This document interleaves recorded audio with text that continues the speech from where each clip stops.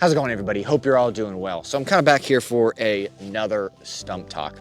And I want to discuss get-home bags and bug-out bags and just my opinion of it. Are they the same thing? Now, of course, the title specifically says they're different. One is a bug-out bag and one is a get-home bag.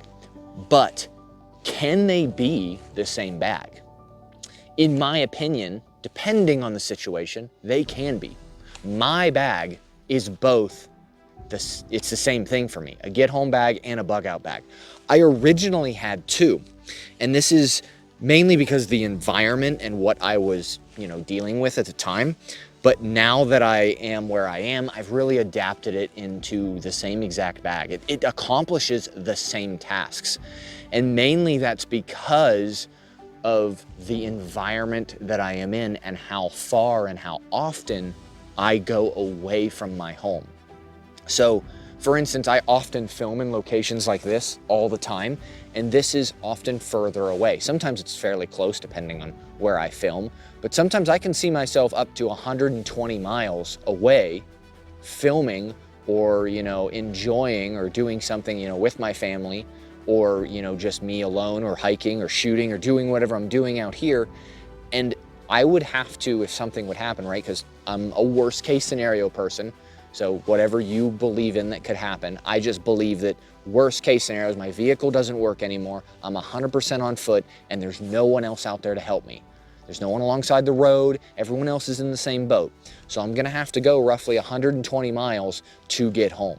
And the environment of where I live, it's pretty radical because, not as in personnel, but as in environment. Because I live in the Rocky Mountains and I live in a state that is very, very, very few population. For instance, my city where I live, if I want another city, if I go south of me and I want another city that has a population roughly over 1,000, I have to drive 3 hours. 3 hours going 80 miles an hour. All right? That's for the next substantial population. If I go west, it's, again, another 3 hours. Now, if I go southeast, it's probably about 75 miles, 80 miles to another location. And then east is the same exact way. If I want anything above a couple thousand, it's gonna be about 2 hours to the east of me, because we're very centralized, kind of in the middle of nowhere, literally. So there's no, if everybody's like seriously bad or whatnot, there's no like, hey, I'll just run down to the convenience store or something like that, or a gas station. There's literally, like, between me and my home, there is one gas station, and it is kind of out of my way, and it is hit or miss if it is even open, because the city that it is in has a population of 35. Not 100, 35 people. So you see what I am dealing with. Now, your example might be different, right? You might have infrastructure around you. You can like walk down to a convenience store, even if the power's out or something bad, there may be other people around you. So it may be beneficial for you to have your bug-out bag stashed at your house and you have a smaller get-home bag in your car. But for myself and my environment, they're the same bag. I'm gonna have to do 120 miles. Regardless, if I want out of my city, I'm going to have to leave, and it's a long distance. Of course, caches and stuff set up and whatnot, but place yourself in that. Just because I have the same bag doesn't mean you have to have the same bag. Your environment might be different. Mine is just a weird middle of nowhere location.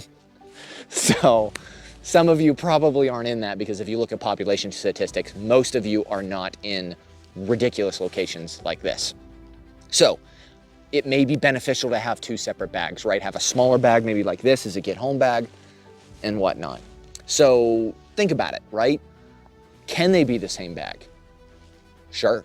Do they have to be? No, absolutely not. So that was perfect. Piece of snow just landed directly on the camera. I hope you guys can see. It's probably all distorted now. Anyways, they can be the same bag in essence. And they don't have to be, like I said. So think about it. What do you need? If you are in an environment that needs both, then run with both. If you don't, then don't, right? If you only live 2 miles roughly from your work. Like say you work here and you live here and it's 2 miles. Do you really need a big bag? No, probably not. But then where do you frequently go to? It's not just your work. Yes, your work is probably the primary location where you're at, but thinking, right, about where or how far out do you go? Like, oh, well, I typically go here and that's 42 miles. Or I typically go here, that's 20 miles.